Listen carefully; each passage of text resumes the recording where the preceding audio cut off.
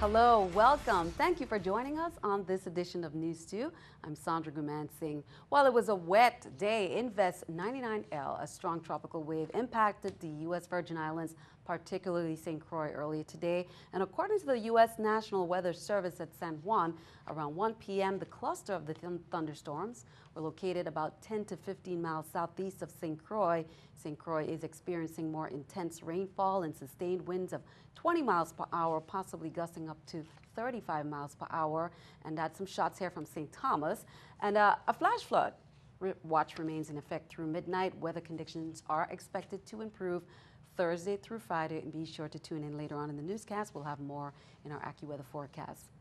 The U.S. Coast Guard advises mariners, recreational boaters, swimmers, surfers, and the general public to remain vigilant, exercise good judgment, and make any preparations. Swimmers, recreational boaters, and the general public should exercise caution and stay away from the shoreline rocks until weather and surf conditions normalize.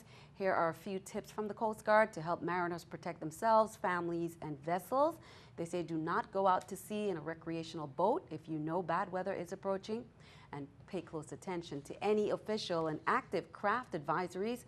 Contact local mariners to ask for advice about securing your vessel. They say take action now. The effects of a tropical wave can be felt well in advance of its arrival. 1F Louis, in collaboration with Vitima, they are hosting the Operation Level Response to Hazmat WNB Incidents Training that's being provided by Texas A&M University all this week. More than 70 employees, both from the Juan Louis Hospital Medical Center and the VI Fire Services St. Croix District, took part in a Vitima-sponsored hazmat training Tuesday. These sessions focus on unique personal protection challenges that responders face during a weapons of mass destruction, terrorist incident, or hazardous materials incident. A special presentation of that training was held today at Tropical Treats Cafeteria at the 1F Louis patio, and a similar training was held last week on St. Thomas. In other news, it's the closing of one chapter of the 2016 election season. On Tuesday, election officials finally officially certified the district primaries. The numbers have changed, but not the tallies. But more importantly, it's a signal for candidates and voters alike to really look ahead toward November. News2's April Knight has the official results. Sandy, the primary elections are finally certified, and on Tuesday, the election system released the official numbers for the St. Thomas-St. John district. And here is the final tally. Incumbent Delegate to Congress Stacey Plaskett won in a landslide on St. Thomas with 2,131 votes versus Ronald Russell's 354. Brian Smith is now Democratic nominee for at-large senator with 783 votes against Stacey January's 571. In the St. Thomas Senate race, Marvin Blyden came out on top with 1,741. Myron Jackson, Jeanette Millen-Young, Justin Harrigan, Gene Ford, Kevin Rodriguez, and Patrick Simeon-Sproul make up the rest of the list in that order. Now, election results are certified by district. The St. Croix board did certify their results on the same day, Tuesday, but those didn't come out until Wednesday afternoon, so there was some delay. But here is the final tally for St. Croix. Stacey Plaskett also won in a landslide there, and Brian Smith took the at-large senator spot. Here's the lineup for the senators. At the top, Kurt Vialet with 1,579 votes, Novelle Francis, Samuel Sanis, Nellie O'Reilly, Kenneth Gittins, Neville James, and Terrence Joseph. Election Supervisor Carolyn Fox will be taking those two sets of certifications, and then she'll certify the territorial results. For News 2, I'm April Knight. Another public official race, the St. Thomas-St. John Election Board race, has Arturo Watlington and Maurice Donovan winning the two available slots. And as we reported yesterday, Alicia Chucky Hansen is back and dogged by controversy again. The former senator who served for years in the legislature is now dealing with questions surrounding her legal name. Election officials met Tuesday and discussed the issue. News2's April Knight has more.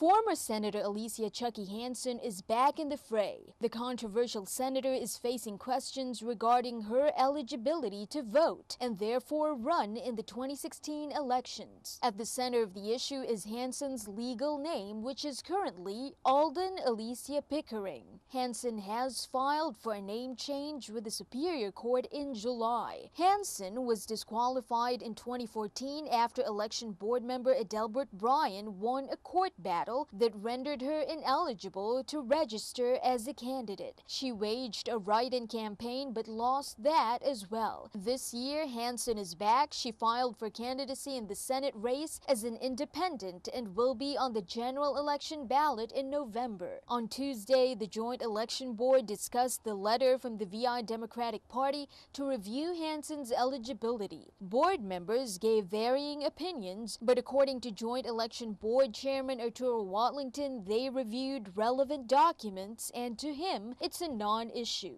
After we reviewed all the documents that accompanied the Democratic Party's letter, specifically a Social Security card, a passport, a marriage license, the return of marriage, of the marriage license, all those things says Alicia Pickering or Alicia Hansen. The board did not vote on whether Hansen is eligible or not, instead deferring judgment to election supervisor Carolyn Fox. It is an issue for Ms. Fox to respond to, and we are very confident that she will respond to it adequately, quickly, and quickly means before this coming weekend. Reporting for News 2, I'm April Knight. We will update you on that story. The Virgin Islands Republican Party, meanwhile, recently blasted Delegate to Congress Stacey Plaskett, linking her to the recent downgrade of the territory's matching fund bonds. VI GOP State Chairman John Canegata released a statement recently saying Plaskett failed to exclude the Virgin Islands from the ramifications of the Puerto Rico debt relief bill, even though, according to Canegata, she used that issue as a key plank in her bid for re-election. Election Supervisor Carolyn Fox reminds you of the casting of lots for general election candidates at 5:30 p.m. coming up on Thursday, August 25th at the St. Croix Election Office in Sunny Isle and the St. Thomas Election Office in Lockhart Garden. Candidates must be present to pick their lot. If the candidate cannot appear to pick their lot, they can send a representative with a notarized letter. Otherwise, an authorized elections official will pick the lot for the candidates. It includes delegate to the House of Representatives, at-large legislature, Board of Elections, and Board of Education candidates. Turning our attention to Europe, a 6.2 earthquake and several aftershocks reverberated through the mountains of central Italy early Wednesday, killing dozens. And the death toll is expected to rise. Rescue crews are digging through the rubble in 3 hard-hit villages, desperately trying to free trapped survivors. Diane Gallagher has the very latest. The house was trembling, shaking. It got more and more intense. It is a desperate search for survivors after a 6.2 magnitude earthquake and several aftershocks rocked central Italy. Clinking, thundering, sort of rumble. It felt like someone had put a bulldozer under the house was trying to knock it down. Rescue workers throughout the day Wednesday, pulling people from the rubble like this woman in the hard-hit town of Amatrice. So damaged, the Civil Protection Agency says that no one will be allowed to sleep there tonight. Historic stone buildings crumbled into the streets, debris blocking access early on for heavy equipment and help. We're going to work because in the next few hours we must continue to bring people alive from beneath the rubble. The quake struck while most were sleeping. It woke us up. It felt like the bed was on rollers, and we knew, and just trying to get out of the building as fast as we can. Wednesday's earthquake, not the first in recent history for Italy, striking near the site of the massive 2009 quake that killed more than 300 people. As today's death toll climbs, rescue crews scramble, searching for signs of life, knowing every hour counts when it comes to saving survivors. The Prime Minister, Matteo Renzi, touring the damaged cities this afternoon and thanking those first responders for their dedication. Italian authorities believe that more than 1,000 have already been displaced. Diane Gallagher reporting. Also, a 6.8 magnitude earthquake struck central Myanmar Wednesday. An official there says Villagers around the epicenter say they felt heavy shaking while most buildings remain intact. 2 deaths were reported in the town of Yenanchang. This according to Myanmar's Ministry of Information.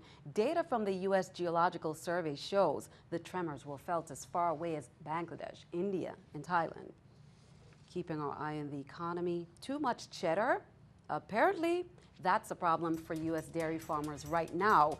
Cheese surplus is at a 30-year high due to factors like higher milk production, more European exports, and sluggish demand. Dairy farmers have seen revenues drop by 35% in the last 2 years. The government announced it's going to step in and buy $20 million worth of excess cheese from private inventories. It then plans to give the cheese to food banks and pantries across the country. The purchase comes 2 weeks after the U.S. Department of Agriculture announced $11 million in assistance to dairy producers. Here's a look at the stock market watch at the New York Stock Exchange. Everything down. The Dow 65, NASDAQ down 42, S&P 500 also down at 11. Coming up on News 2, back to school news for students, parents, and staff. Fight the bite, Zika prevention reminders, updates on the weather, plus some items from McDonald's. They're being recalled. We'll go through a little bit of why wristbands recalled. Details coming up.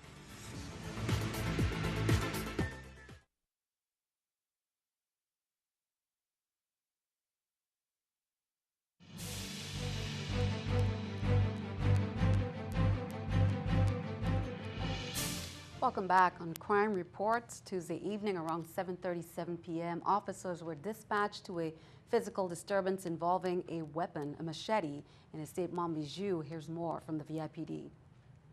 Upon officers' arrival on the scene, contact was made with an unknown male who stated that the victim left the scene and was traveling to the Wang F. Louis Hospital with a male individual in a private vehicle. Preliminary investigations also reveal that the suspect in this matter left the scene in an unknown make and model vehicle. Officers traveled to the Wang F. Louis Hospital in an attempt to make contact with the victim in this matter, but were unable to provide the officers with a verbal or written statement due to the victim's medical condition. The victim had sustained injury to his left pinky finger and a left ring finger and a puncture wound to his left upper abdomen by a machete. As we reported, a public vigil is being held this evening outside the hotel company fire station. It started around 5 and it continues until 9 p.m. tonight to honor and celebrate the life of Gregory Lewis of St. John, who was shot in the back of the head while he was sitting on a bench outside the hotel company station next to Fort Christian. Clifford Joseph, who's the director of the Virgin Islands Fire Service, announced the closing of the administrative office earlier today at 11 a.m. so that employees may attend services. Regular hours will resume on August 30th. Funeral services will be held on Monday, August 29th, 11:30 a.m. at the Shiloh Seventh-day Adventist Church. He will be laid to rest at the Eastern Cemetery in Smith Bay. No update on the shocking murder, but a private entity has offered a reward for any information leading to an arrest. Well, the new number of Zika cases in the territory has not been released, and we will keep you updated as soon as that comes in. However, last week it was at 28, most of them on St. Thomas, slightly down from the prior week at 26. St. Croix had 2 new cases and St. John none. VI Health Department reports 28 new cases as of last week. Territorial count was 143. And we will keep you updated. They say there were about 603 suspected cases. Again, this is of last week. There are 16 cases of pregnant women with the virus, 7 presumptive and 9 confirmed. Now, the department reminds you of the upcoming Zika Action Days on St. Croix, Friday, August 26th at the Christian Stedford Park, and on St. Thomas, Saturday, August 27th at Walgreens Pharmacy. Here's more from the Commissioner on Prevention.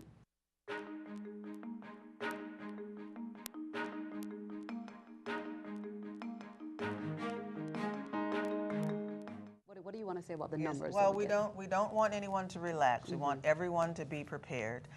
Just like you get prepared for hurricane season, we want individuals, all the community members, to be prepared regarding acquiring infections through mosquitoes. We've gone through dengue and chikungunya over the past several years, and so it's basically the same sorts of messages that we are providing to the community. You know, we may have another different mosquito that comes up next year, but you know, we do the same type of preparation, and it's prevention. So, you know, once again, you know, wearing long sleeves on your shirts, wearing long pants, during the day, lightweight. Washing your clothes in permethrin, because you can also purchase permethrin where you can wash your clothes, and it'll actually last for 7 days. But you still need to put mosquito repellent on your body as well. Making sure that you don't have standing water, once again. Educating yourself and educating your family and your friends about prevention activities for Zika. And then, once again, anyone can call our hotline number that I gave out, and you can find out where we're going to be in the community.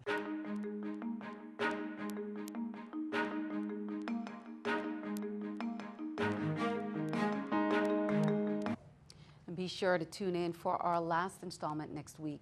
In other news, the Virgin Islands Attorney General is looking into Terminix International and whether the company deceived its customers about the dangers of using the banned chemical methyl bromide.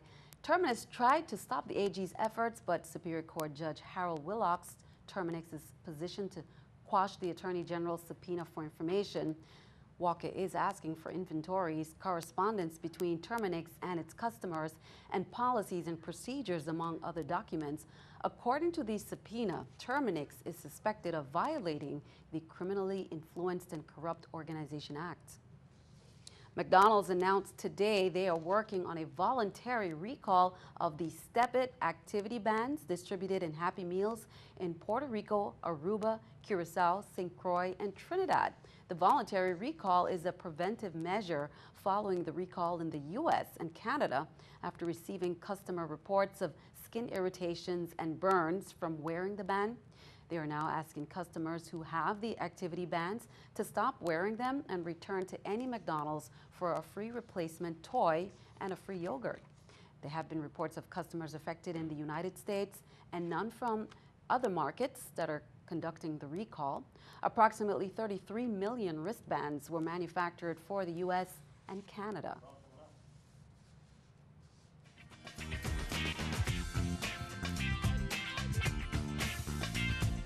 Time for your back-to-school checklist. Principal Carver Farrow of the Bertha C. Shelton Middle School invites parents to the school on Thursday, August 25th, and Friday, August 26th, from 8:30 a.m. to 2 p.m. for early payment of school fees for the school year. The two-day effort is designed to minimize extended wait times for parents when school opens on Tuesday, September 6th. School fees, school insurance, $18, school IDs, $15, PTA dues, $10 per family. Now, in other news, Jason Carroll Memorial Fund, Inc. and VI Mothers Against Guns, Inc. announces that the governor has declared the first day of school, again, which is Tuesday, September 6th, the back-to-school days of prayer on Saturday, September 3rd and Sunday, September 4th, and the VI Fathers Back-to-School Barbecue and Fun Day on Saturday, August 27th. Businesses are asked to give fathers and male caregivers 2 hours off that morning, the first day of school, with pay to take their children to school. There will be presentations, games, speakers, prizes, free uniforms, and free backpacks at the barbecue, school supplies, and that's at the back-to-school days of prayer. That takes place in the individual schools on Saturday, September 3rd and Sunday, September 4th. We will have more from Judge Carroll on our next newscast. For chili cook-off lovers, last Sunday, if you missed it, Brewers Beach was the place to be. Even Governor Mapp made an appearance and addressed the crowd during the 32nd annual Texas Society Chili Cook-Off. He expressed his appreciation for the benefits the community has derived from this popular event that many charitable and community service organizations have benefited directly from, beginning with the Queen Louise Home, to which the Texas Society donated recreational furniture for outdoor social activities for the right to represent the Virgin Islands at the International Chili Cook-Off competition held in Texas each year. Governor Mapp visited the many booths serving the chili recipes prepared for this year's competition, including those sponsored by members of the legislature, Senators Jean Ford, Jeanette Millen-Young, and Marvin Blyden. Headliner, of course, was Jimmy Charles. He was the first featured artist, and we'd like to thank Paul Cater-Deaton for those awesome shots there of the chili cook-off. Be sure to stick around. Your News 2 AccuWeather forecast is coming up next.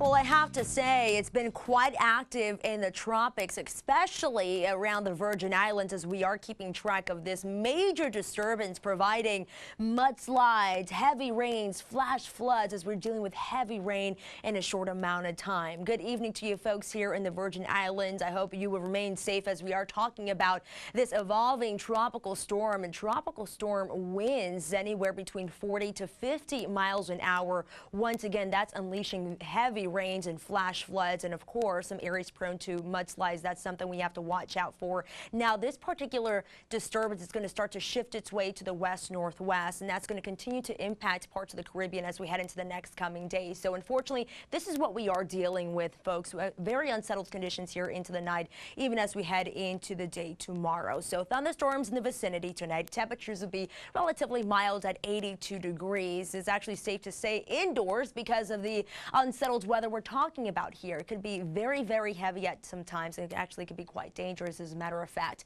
Now, for tomorrow, we could begin the day with showers and storms, then things will start to ease down a bit as we head toward the afternoon and evening hours. St. John's temperatures looking like it's going to warm up to 90 degrees as we make our way into St. Thomas. Here as well, we will remain in the lower 90s with a chance for some more wet weather in the forecast. And as we head toward the afternoon and evening hours, should ease just a bit here, but could be still on the breezy side. A shower storm, St. Croix, temperatures will be here in the 90s as well.